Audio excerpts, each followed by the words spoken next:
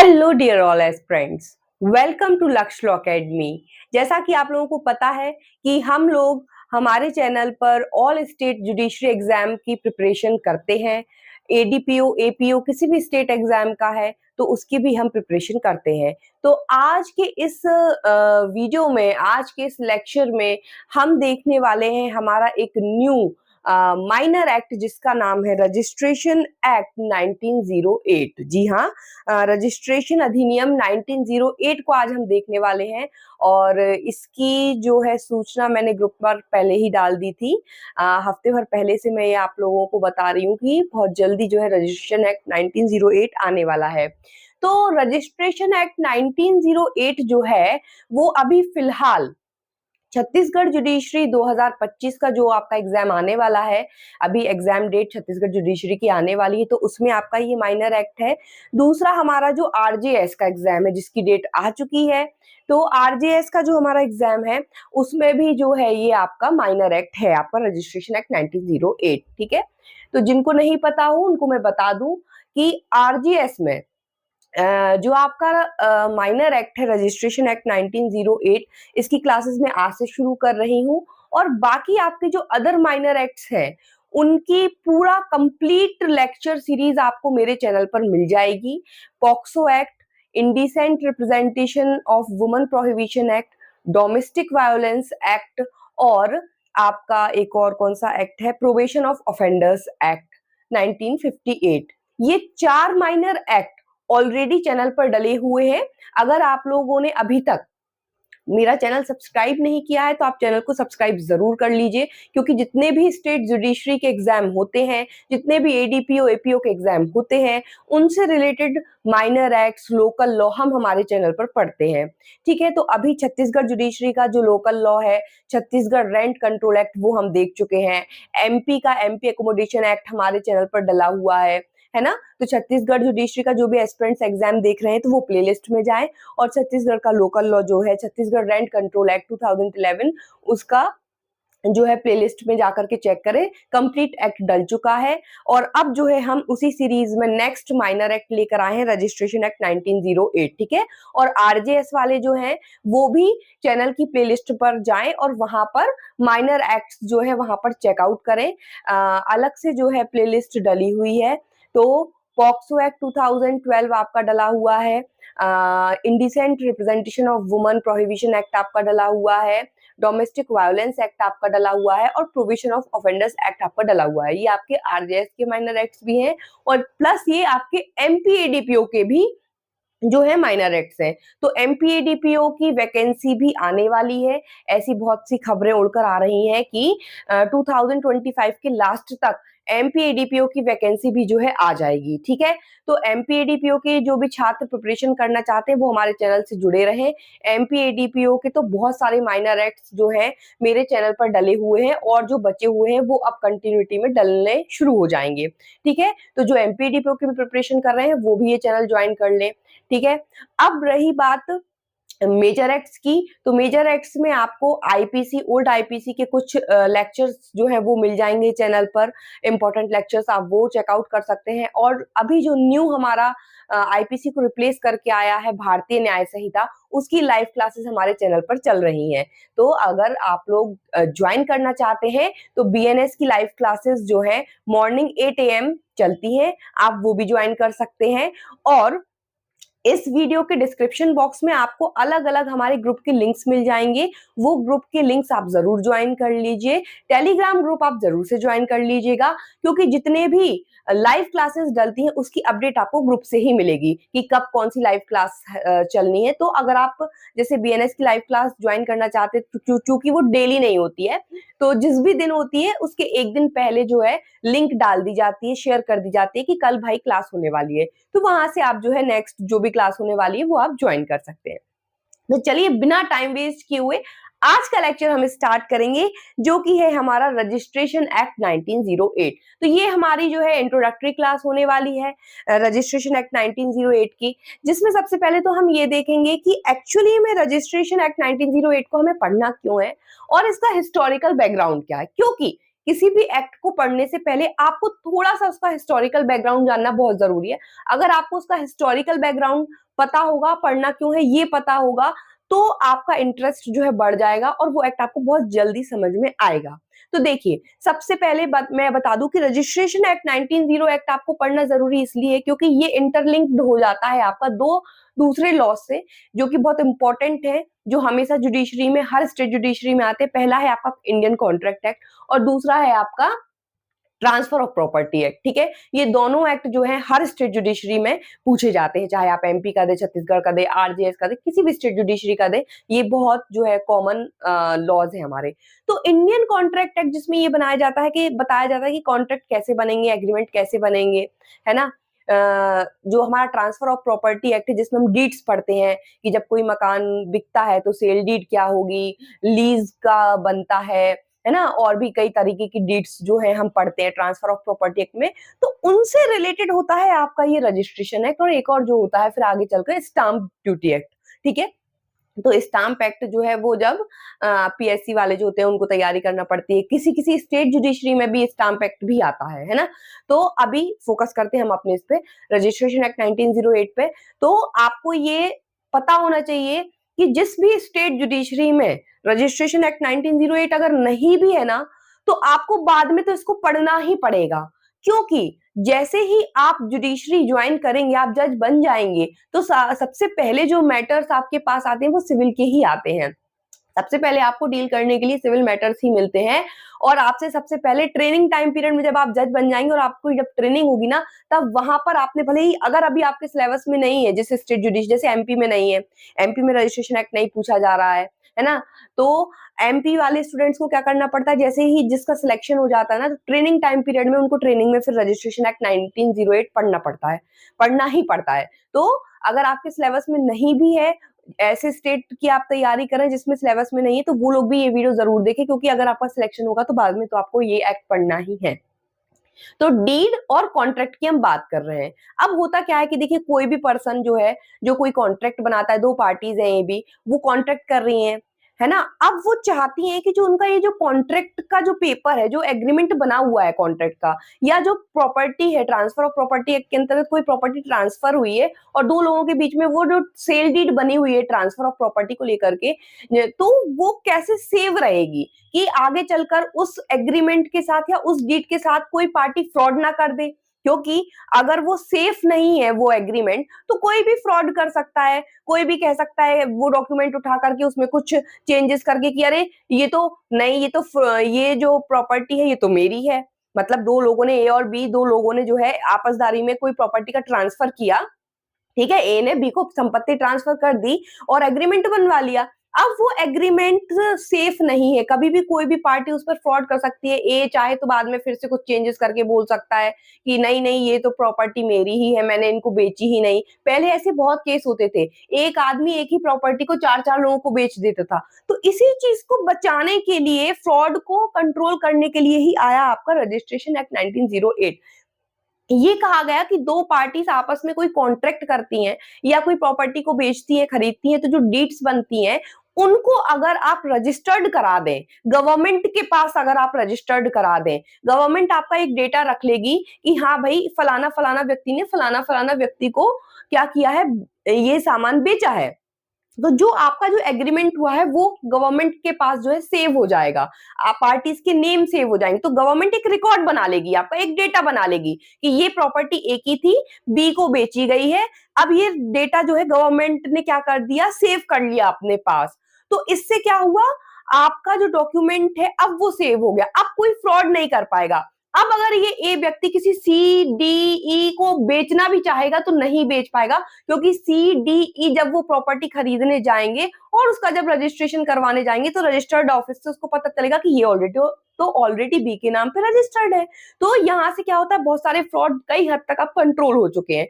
तो पहला जो बेसिक नीड जो है इस एक्ट की आई, वो क्या आई, यही आई कि कोई पर्सन यदि चाहता है कि उसका उसका जो कॉन्ट्रैक्ट या जो डीड हुआ है वो गवर्नमेंट के पास सेव हो जाए, है ना, वो क्या है, गवर्नमेंट के पास सेव हो जाए, उस पर जो है कोई फ्रॉड ना कर सके।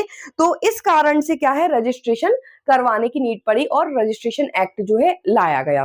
पहली जरूरत ये है। अब इसमें दूसरा पॉइंट समझने वाला ये है कि एक्ट बनाने की क्या जरूरत पड़ गई थी, रजिस्ट्रेशन होते रहते, गवर्नमेंट के पास पर्टिकुलर एक्ट क्यों बनाना था। पर्टिकुलर एक्ट इसलिए बनाना पड़ा कि जब ये प्रोसेस शुरू की गई रजिस्ट्रेशन करवाने की, तो गवर्नमेंट को लगा कि यार ये तो बहुत अच्छा तरीका है, इससे रेवेन्यू बहुत अच्छा जनरेट किया जा सकता है। अगर हम इस पर कुछ फीस लगा दें रजिस्ट्रेशन की, तो इससे रेवेन्यू भी जनरेट हो जाएगा।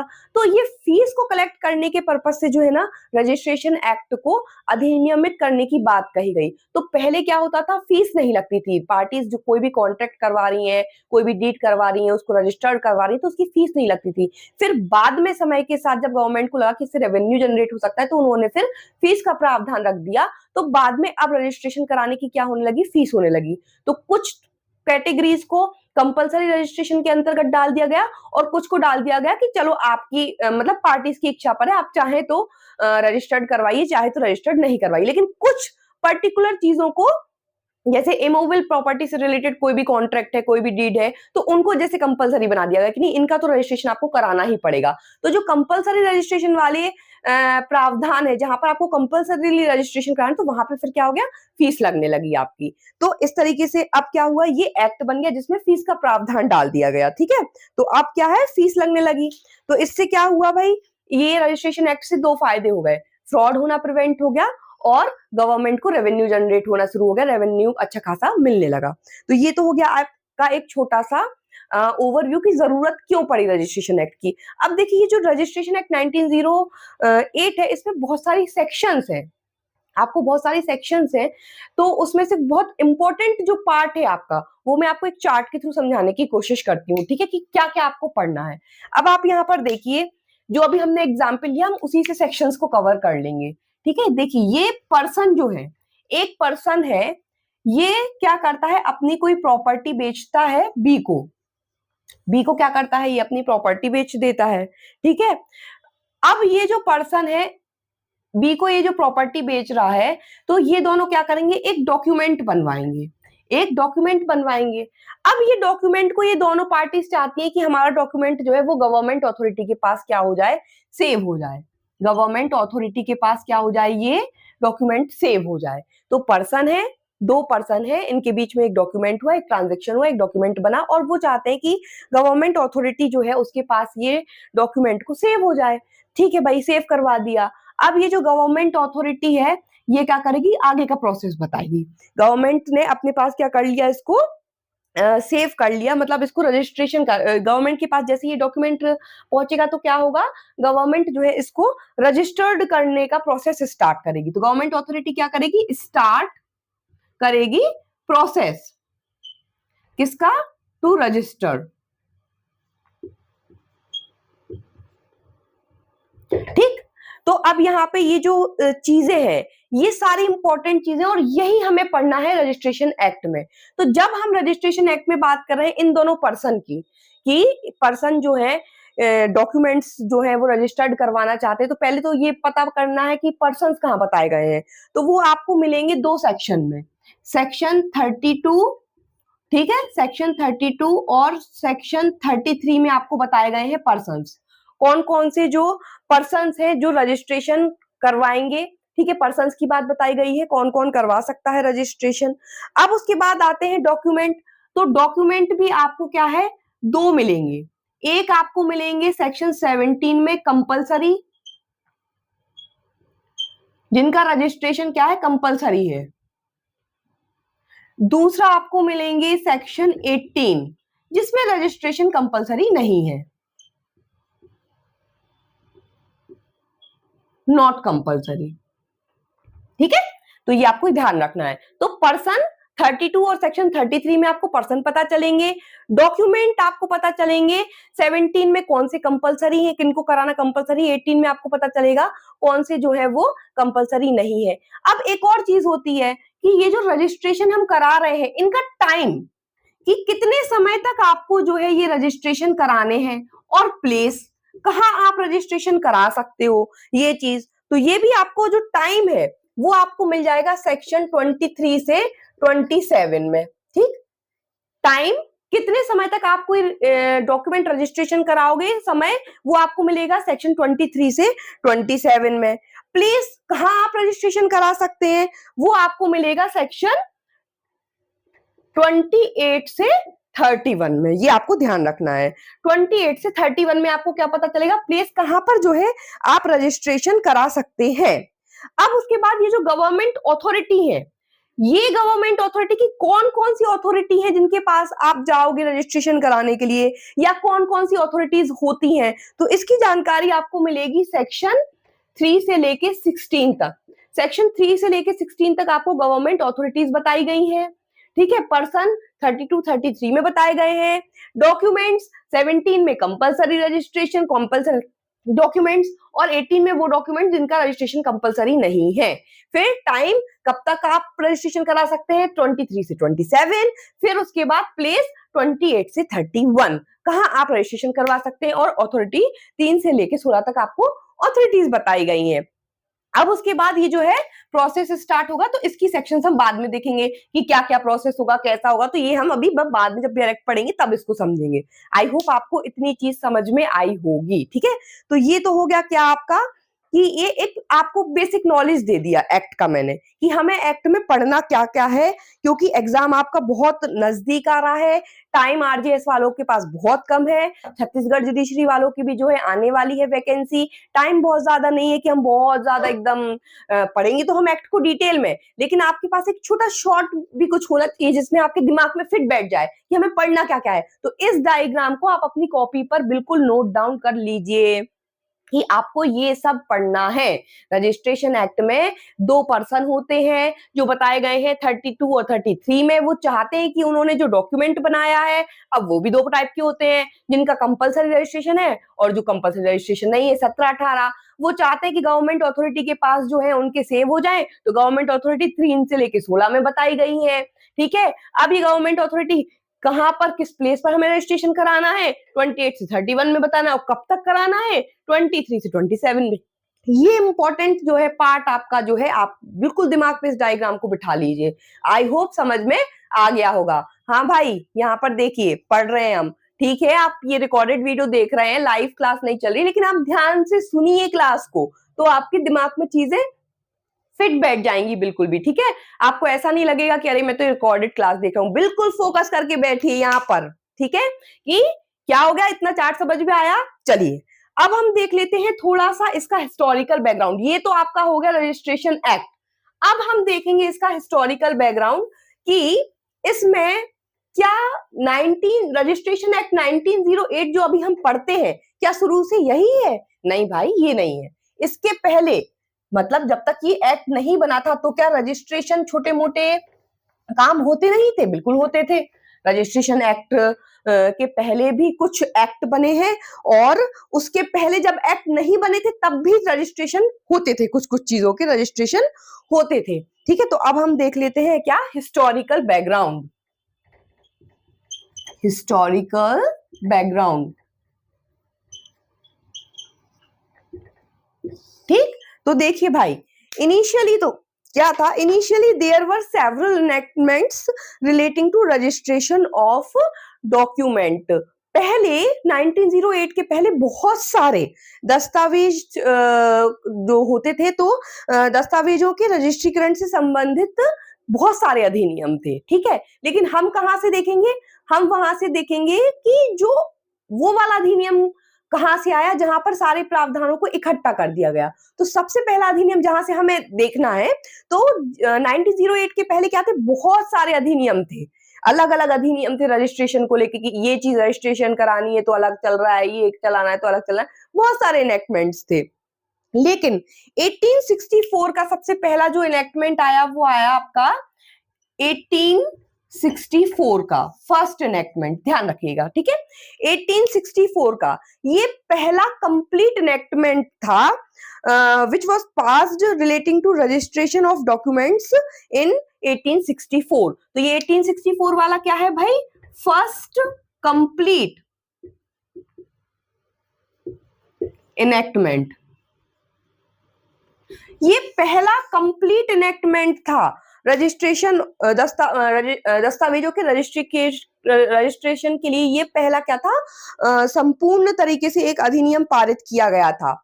It consolidates and amend all previous laws.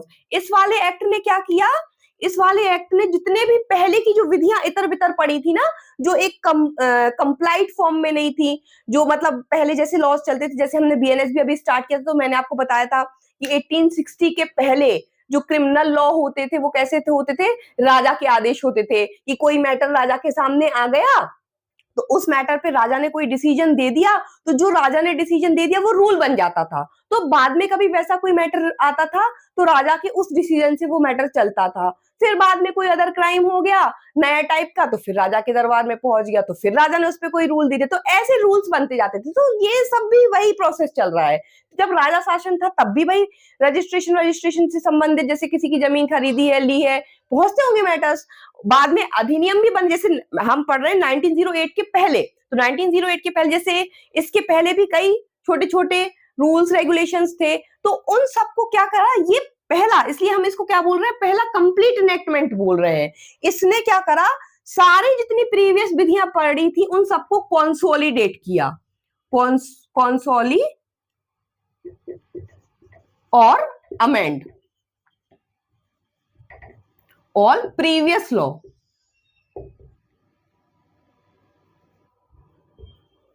ठीक है, तो consolidate and amend all previous laws को इसने क्या किया, कंसोलिडेट एंड अमेंड। कंसोलिडेट का मतलब मैंने आपको बताया था, क्रमबद्ध तरीके से सेट कर दिया। मतलब जो भी लॉज थे कि उन्होंने कह दिया कि अगर कोई सेल कर रहा है तो क्या लॉ है, कोई बीमा है किसी के पास, बीमा को रजिस्ट्री कराना है तो अलग लॉ है, कुछ है तो कहीं पर है, तो वो इखरे बिखरे पड़े थे। तो ये पहला कंप्लीट एक्ट था जिसने एक क्रमबद्ध तरीके से उसको कंसोलिडेट करा और अमेंड करके अपने आप में ये एक कंप्लीट एक्ट बन गया। फिर उसके बाद इसमें क्या हुआ, कंपलसरी रजिस्ट्रेशन का जो बात है वो सबसे पहले इसी एक्ट में आई थी। इसलिए ये एक्ट हमारे लिए जानना इंपॉर्टेंट है कि सबसे पहले जो कंपलसरी रजिस्ट्रेशन की बात है वो किसमें आई थी, तो वो 1864 का एनेक्टमेंट था जिसमें पहली बार कंपलसरी रजिस्ट्रेशन को इंट्रोड्यूस्ड किया गया था। ठीक है, तो फर्स्ट टाइम इंट्रोड्यूस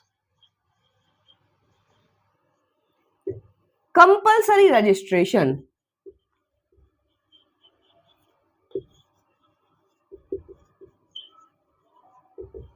ठीक, तो पहली बार इसमें क्या हुआ, कंपलसरी रजिस्ट्रेशन, अनिवार्य रजिस्ट्रेशन को पहली दफा इस एक्ट में इंट्रोड्यूस किया गया। अब इसके बाद 1964 का जो एक्ट है, तो क्या ये एक कंप्लीट एक्ट था, कंपलसरी रजिस्ट्रेशन का प्रावधान भी इसमें आ गया, तो फिर इसके बाद खत्म नहीं, कहानी यहां खत्म नहीं हुई है, अमेंडमेंट कंटिन्यू होते रहे, नए नए अधिनियम आते रहे। तो ये जो 1964 का जो एक्ट है इसके बाद आया था 19 बोल रही हूँ, 1864 है ना, अगर मैंने बार बार 19 रिपीट कर दिया हो बाय वर्ड्स तो करेक्ट कर लीजिएगा, ये 1864 का एक्ट है पहला। ठीक है, तो अब 1864 के एक्ट में इतने की पॉइंट्स थे। इसके बाद जो नेक्स्ट एक्ट आया 1864 के बाद, नेक्स्ट जो आया वो आया आपका 1866 का।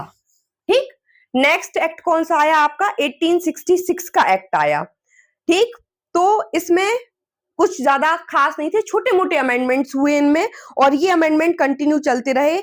तो इसके बाद जो है नेक्स्ट आया आपका 1871 का। ठीक है, ध्यान रखना है। उसके बाद आया 1877 का और फाइनली हम जो अभी पढ़ रहे हैं 1908 का। ठीक, तो ये आपको बस याद रखना। तो मेन है हमारा 1864 का, जो पहली बार पुराने सारे जो लॉज थे रजिस्ट्रेशन से रिलेटेड उसको कंसोलिडेट और अमेंड करके बना, और एक कंपलसरी रजिस्ट्रेशन वाला प्रावधान पहली बार यही इंट्रोड्यूस्ड हुआ।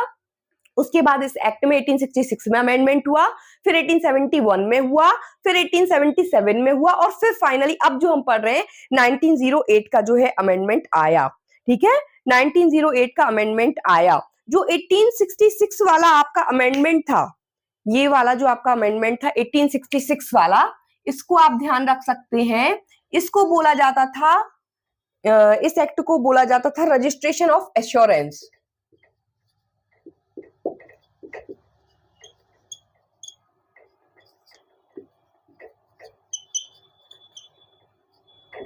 बीमा, बीमा का रजिस्ट्रीकरण,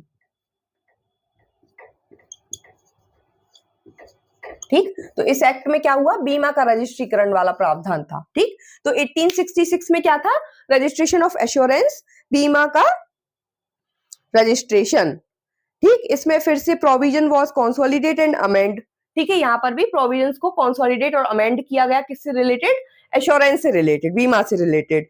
अब जो हम पढ़ते हैं, अब हम बात कर रहे हैं 1908 की। इतनी कहानी समझ में आ गई हिस्टोरिकल बैकग्राउंड में। तो अब हम आ जाएंगे 1908 में। भैया 1908 में जो हमारा एक्ट आया था, रजिस्ट्रेशन एक्ट, उसका नाम था द इंडियन रजिस्ट्रेशन एक्ट 1908। इसका नाम क्या था भाई 1908 का, इसका नाम था the Indian registration act 1908। Indian registration act 1908 था इसका नाम। क्या था, भारतीय रजिस्ट्रीकरण अधिनियम 1908 था। लेकिन अभी तो हम पढ़ते हैं द रजिस्ट्रेशन एक्ट 1908, तो इंडियन कहां गया, भारतीय शब्द कहां गया। तो भाई साहब 1908 में चूंकि ब्रिटिशर्स का समय था, ब्रिटिशर्स थे, उनको ये पसंद नहीं आया कि इसमें इंडियन शब्द रखा है, तो इंडियन शब्द को इस एक्ट से हटा दिया गया। तो एक्चुअली में ये पास तो हुआ था इंडियन रजिस्ट्रेशन एक्ट 1908 करके, लेकिन इसको जो इंडियन वर्ड था इसको ओमिट कर दिया गया था, इसको हटा दिया गया था विथ इफेक्ट फ्रॉम 26/12/1969। तो कितने टाइम बाद हटाया वो भी देखिए आप। तो आपको ये याद रखना है ना कि ये पहले हमारा इंडियन रजिस्ट्रेशन एक्ट हुआ करता था, तो ये जो इंडियन शब्द था इसको ओमिट कर दिया गया। 26/12/1969, तो 26/12/1969 को जो हमारा भारतीय शब्द था इसको विलोपित कर दिया गया था, ठीक है। तो जब विलोपित कर दिया गया तो फिर 1969 के बाद से क्या बचा, रजिस्ट्रेशन एक्ट 1908 बचा, ठीक। तो ध्यान रखना है, इसका नाम इंडियन रजिस्ट्रेशन एक्ट हुआ करता था, लेकिन चूंकि वही ब्रिटिशर्स का काल था तो ओमिट कर दिया गया भारतीय शब्द को 26/12/1969 से। तो फिर जब से रजिस्ट्रेशन एक्ट 1908 ही चल रहा है। अब भारत सरकार चाहे तो जैसे भारतीय न्याय संहिता नाम बदल दिया, ये हिंदी, वो चाहे तो वापस इंडिया लगा सकती है, कोई बहुत बड़ी बात नहीं है। फिर एक अमेंडमेंट आपको और हमको पढ़ना पड़ेगा, है ना। चलिए, तो अब हम यहाँ समझ लेते हैं, ये हो गया हमारा हिस्टोरिकल बैकग्राउंड। अब हम आ गए Indian registration act, sorry Indian तो हटा दिया गया है, रजिस्ट्रेशन एक्ट 1908 पे। तो अब रजिस्ट्रेशन एक्ट 1908 की बात करें तो बताइए भाई, रजिस्ट्रेशन जो वर्ड है, रजिस्ट्रेशन वर्ड से आप क्या समझते हैं, क्या होता है रजिस्ट्रेशन। तो रजिस्ट्रेशन का मतलब होता है, रजिस्ट्रेशन का मतलब अगर हम देखें तो इसका मतलब होता है, it means recording of contents, है ना, recording of contents of document with registering officers. जो भी हम डॉक्यूमेंट्स अपना तैयार करवा रहे हैं, तो डॉक्यूमेंट के अंदर जो भी कंटेंट लिखा हुआ है ना, जो भी कंटेंट लिखा हुआ, उस कंटेंट का रजिस्ट्रेशन करा रहे हैं हम सरकार के पास।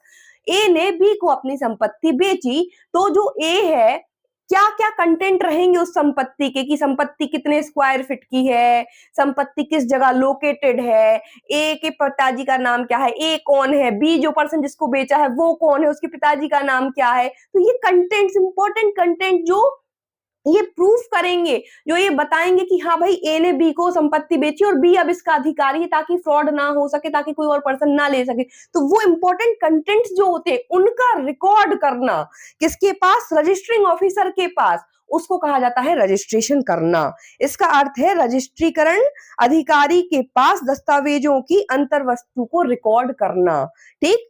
अब रजिस्ट्रेशन ऑफिसर जो होते हैं इनको अपॉइंट कौन करता है, रजिस्ट्रेशन ऑफिसर को अपॉइंट करता है स्टेट गवर्नमेंट। तो ये याद रखिएगा, रजिस्टरिंग ऑफिसर किसके द्वारा अपॉइंट होते हैं, ये होते हैं स्टेट गवर्नमेंट के द्वारा। ध्यान रखिएगा, क्यों याद रख लीजिए, ये लाइन आपसे पूछा जाएगा, कौन अपॉइंट करता है सब रजिस्ट्रार को, कौन अपॉइंट करता है रजिस्ट्रार को, कौन अपॉइंट करता है आईजी को, ऐसे क्वेश्चंस आएंगे। तो अगर ये पॉइंट आपके दिमाग में है स्टेट गवर्नमेंट, तो आपका आंसर गलत नहीं होगा। जितने भी रजिस्टरिंग ऑफिसर हैं उनको कौन अपॉइंट करता है, स्टेट गवर्नमेंट। बाकी अभी जब हम ऑथोरिटीज पढ़ेंगे अंदर तो हमें पता चल ही जाएगा कि कोई एक आध अथॉरिटी ऐसी है क्या जो स्टेट गवर्नमेंट के द्वारा नहीं हो रही है अपॉइंट, क्योंकि एक्सेप्शन आर प्रिवेल ऑलवेयर। तो वैसे तो नॉर्मली जितने भी रजिस्टरिंग ऑफिसर है उनको स्टेट गवर्नमेंट अपॉइंटमेंट करती है, लेकिन हो सकता है एक आधी अथॉरिटी ऐसी हो जिसको स्टेट गवर्नमेंट नहीं अपॉइंट कर रही हो, तो वो अभी हम डायरेक्ट में देख लेंगे अंदर। तो रजिस्टरिंग ऑफिसर्स जो होते हैं इनको स्टेट गवर्नमेंट अपॉइंट करती है, ठीक है। अब ये जो रजिस्ट्रेशन एक्ट है आपका, ये अप्लाई कहाँ कहाँ होता है? जो आपका ये रजिस्ट्रेशन एक्ट है ये आपका अप्लाई कहाँ कहाँ होता है? तो ये अप्लाई होता है ओनली डॉक्यूमेंट्स पर, ट्रांजैक्शंस पर नहीं होता है, ये ध्यान रखिएगा। ये सिर्फ ओनली डॉक्यूमेंट्स, ये सिर्फ दस्तावेजों पर अप्लाई होता है, not on transaction, not on transaction. ये संव्यवहारों पर लागू नहीं होता। हिंदी मीडियम वाले मेरी भाषा सुनकर लिखते जाएं, ये ना सोचे कि मैम तो इंग्लिश में ही बता रही हैं। मैं इंग्लिश में लिख रही हूं लेकिन डिक्टेट पे हिंदी में भी कर रही हूं, तो हिंदी मीडियम वाले हिंदी में लिख सकते हैं, ठीक है। तो देखिए रजिस्ट्रिंग ऑफिसर जो है हमारे, उनको अपॉइंट कर रही है स्टेट गवर्नमेंट, भारत सरकार। और जो रजिस्ट्रेशन एक्ट है वो दस्तावेजों पर लागू होता है, व्यवहारों पर लागू नहीं होता। जो ट्रांजेक्शन हो रहा है ना पार्टीज के बीच में, उन पे ये लागू नहीं हो रहा है, सिर्फ उनके जो डॉक्यूमेंट्स बन रहे हैं उन पर ये एप्लीकेबल हो रहा है, ठीक है। ये आपको ध्यान रखना है। अब उसके बाद अगर हम देखें कि रजिस्ट्रेशन एक्ट जो है बेसिकली इसके ऑब्जेक्टिव क्या है, उद्देश्य क्या है, उद्देश्य भी हमें पता होना चाहिए। तो भाई रजिस्ट्रेशन एक्ट का जो ऑब्जेक्टिव है, जो उद्देश्य है, वो क्या क्या है ना, ऑब्जेक्टिव।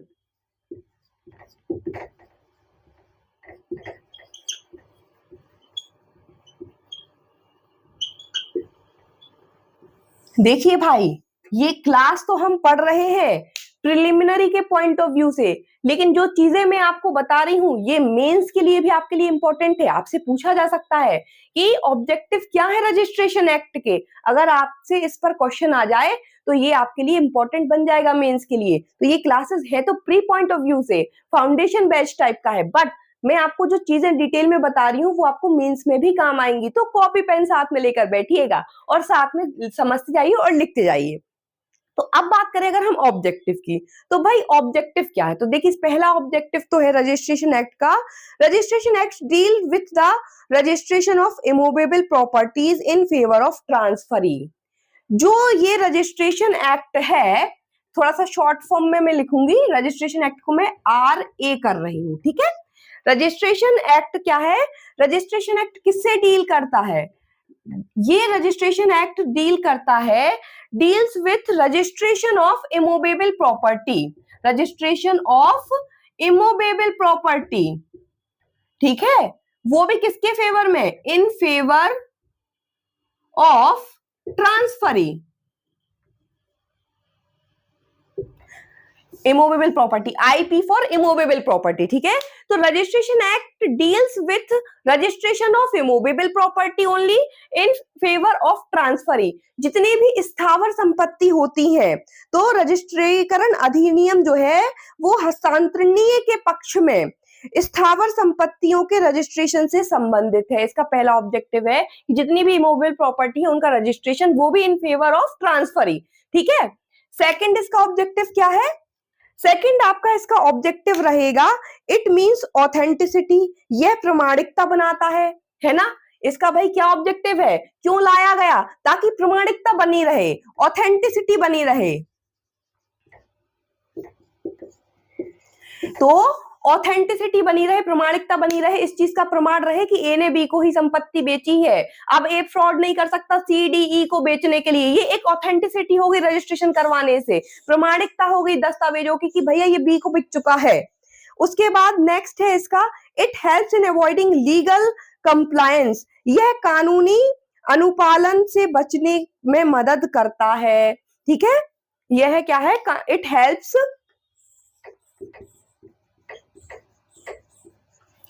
लिखते जाइए। It helps in avoiding legal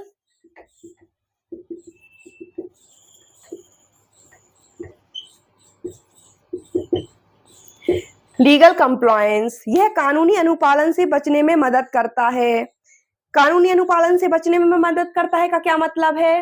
कानूनी अनुपालन से बचने में मदद करता है का मतलब है कि भाई अगर आपको बोला गया है कि ये कंपलसरी रजिस्ट्रेशन वाले डॉक्यूमेंट हैं तो आपको कंपलसरी रजिस्ट्रेशन कराना ही पड़ेगा। लेकिन आपको 18 सेक्शन 18 में ये भी बताया गया है कि कौन से डॉक्यूमेंट्स हैं जिनको रजिस्ट्रेशन कराना अनिवार्य नहीं है। तो अगर आपसे रजिस्ट्रिंग ऑफिसर जबरदस्ती बोले कि नहीं भाई इसको रजिस्ट्रेशन कराओ, या दो पार्टीज के बीच में ऐसा कोई ट्रांजैक्शन हुआ है जो सेक्शन 18 के अंतर्गत आता है और उसका डॉक्यूमेंट सेक्शन 18 के अंतर्गत आता है और फिर वो कंपलसरीली रजिस्ट्रेबल नहीं है, तो बाध्य नहीं किया जा सकता आपको कि नहीं आप तो रजिस्ट्रेशन कराओ। तो यहां पर क्या हो गया, आपको अवॉइड हो गया ना लीगल कंप्लायंस, कानूनी अनुपालन से बचने में मदद हो गई ना कि भाई जहां कंपलसरी है वहां आपको रजिस्ट्रेशन कराना है, जहां कंपलसरी नहीं है वहां आपको नहीं कराना है।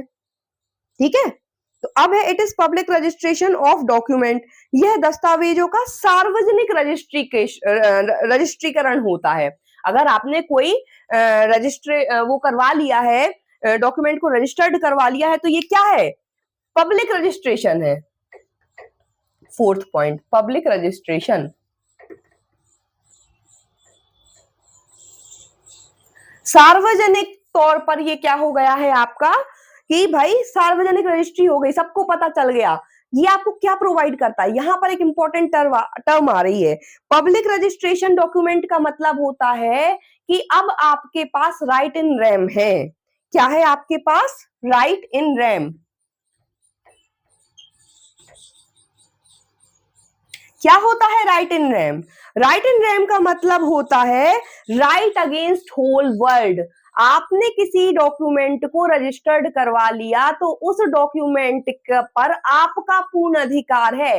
अब आपसे कोई ये नहीं कह सकता, आपने कोई मकान खरीदा तो कोई तीसरा पर्सन आपसे ये नहीं कह सकता नहीं नहीं भाई तुमने ये मकान नहीं खरीदा, तुम ऐसी बातें दे रहे हो। नहीं भाई, आप रजिस्ट्रेशन दिखा सकते हो, देख लो ये मैंने रजिस्ट्री करवाई है भाई मेरे नाम से, तो अब ये जो पर्टिकुलर मकान है इस पर मेरा अधिकार है। तो राइट अगेंस्ट होल वर्ल्ड कैसे प्रूफ होगा, राइट अगेंस्ट होल वर्ल्ड किसी प्रॉपर्टी पर? अगर उस प्रॉपर्टी का आपने रजिस्ट्रेशन कराया है तो कोई तीसरा पर्सन आके नहीं बोल सकता कि नहीं नहीं हटो ये तुम्हारी प्रॉपर्टी नहीं है। राइट इन रेम, तो डॉक्यूमेंट का रजिस्ट्रेशन कराने से क्या होता है, ये पब्लिक रजिस्ट्रेशन होता है, ये क्या हो जाता है, सार्वजनिक रजिस्ट्रीकरण हो जाती है, जिससे आपको राइट इन रेम मिल जाता है, राइट अगेंस्ट होल वर्ल्ड मिल जाता है। No one can challenge you, है ना, फॉर दैट पर्टिकुलर प्रॉपर्टी। कोई ये नहीं कह सकता कि ये पर्टिकुलर प्रॉपर्टी तुम्हारी नहीं है, इसकी कोई चैलेंज नहीं कर सकता क्योंकि रजिस्ट्री आपके नाम पर है।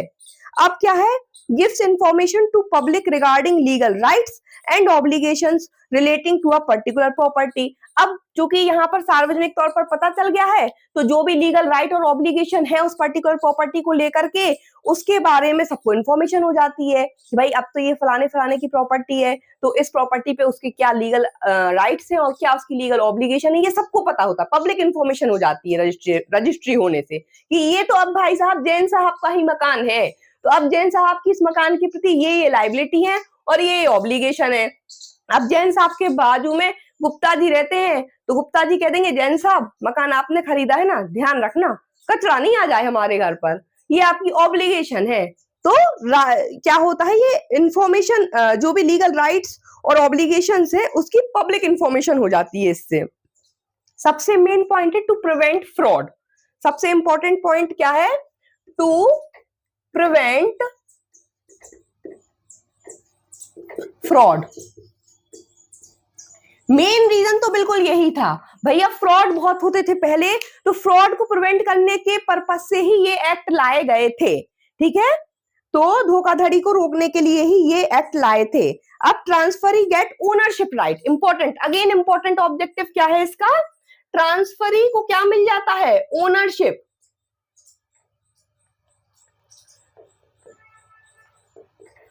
Transferee get ownership right. Transferee को स्वामित्व मिल जाता है, रजिस्ट्रेशन कराने से क्या हो गया, इनको मिल गया स्वामित्व भाई। अब ये अपना टाइटल, अपना अधिकार बता सकते हैं ट्रांसफरी, है ना, ट्रांसफरी गेट ओनरशिप राइट, कि भाई अब ये संपत्ति जो है मेरे ओनरशिप की है, मेरे स्वामित्व की है, अब इस पर कोई और दखल अंदाजी नहीं कर सकता। फिर क्या है, this enactment is applicable to independent India being pre-constitutional enactment by virtue of Article 372 of Indian Constitution। अब आपको ये कैसे पता चलेगा कि ये जो इनेक्टमेंट है वो एप्लीकेबल हुआ था इंडिपेंडेंट इंडिया पे, तो ये चीज आपको कॉन्स्टिट्यूशन के आर्टिकल में पता पड़ती है 372 में। यह जो अधिनियम है वो भारतीय संविधान के अनुच्छेद 372 के आधार पर स्वतंत्र भारत पर लागू हुआ था, ये वाला स्वतंत्र भारत पर लागू हुआ था, उसके बाद भी भारतीय शब्द ओमिट कर दिया गया। देखिए आप विडंबना। तो आपको ध्यान रखना है कॉन्स्टिट्यूशन का आर्टिकल, ये आपसे पूछा जा सकता है कि जो इंडियन रजिस्ट्रेशन एक्ट है ये स्वतंत्र भारत पर लागू हुआ था, 1908 का है ना, और देश हमारा 1947 में हुआ, लेकिन ये स्वतंत्र भारत पर लागू किया गया बाद में। यहाँ पर ये पहले ओमिट हो गया था, ये 1969 में ओमिट हो गया था, है ना। तो अब क्यों ओमिट हुआ इसका भी थोड़ा सा रीजन सर्च करना पड़ेगा, है ना, सर्च करेंगे इस चीज को। तो अब यहाँ पर देखिए क्या है कि ये स्वतंत्र भारत पर कौन से अनुच्छेद द्वारा लागू किया गया, तो ये आपको याद रखना है, ये आपसे पूछा जा सकता है, ये क्वेश्चन प्री में ऑब्जेक्टिव टाइप पे इंटरव्यू में पूछ सकते हैं आपसे कि कॉन्स्टिट्यूशन का, संविधान का कौन सा अनुच्छेद है जिसके तहत रजिस्ट्रेशन एक्ट 1908 को स्वतंत्र भारत पर लागू किया गया, या आपसे ये पूछ सकते हैं कि रजिस्ट्रेशन एक्ट 1908 को स्वतंत्र भारत पर लागू किया गया था, कौन सा अनुच्छेद बताता है ना। तो आपको याद रखना है आर्टिकल 372, आर्टिकल 372 ऑफ कॉन्स्टिट्यूशन, ठीक है। ये क्या है, इस एक्ट से क्या हुआ, registration act 1908 applicable on independent, applicable to independent India.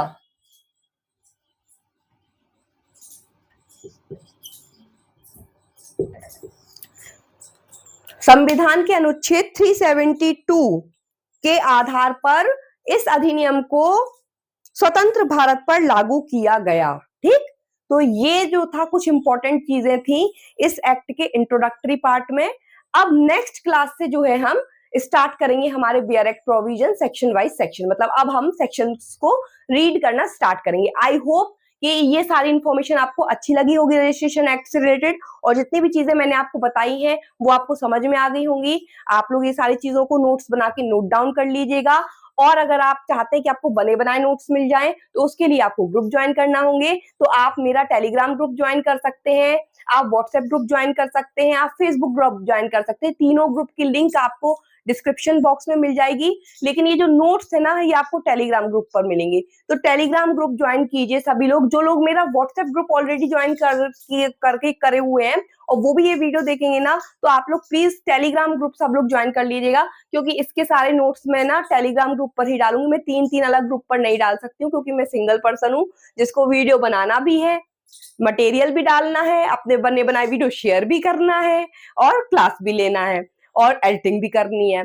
तो सिंगल पर्सन इतने सारे काम नहीं कर सकता, तो थोड़ा आप लोगों को मेहनत करना पड़ेगी। टेलीग्राम ग्रुप ज्वाइन कीजिए, वहां पर आपको ये सारे मटेरियल मिल जाएंगे, ठीक है। तो चलिए मिलते हैं नेक्स्ट क्लास में, और बीएनएस की लाइव क्लास ज्वाइन करना ना भूलें, वो भी आप एक बार ज्वाइन करके देखें कि लाइव क्लास का एक्सपीरियंस आपका कैसा रहता है। मिलते हैं हम नेक्स्ट क्लास में, नेक्स्ट लेक्चर में रजिस्ट्रेशन एक्ट के बियर एक्ट प्रोविजंस के साथ। तब तक के लिए good bye, take care, stay safe.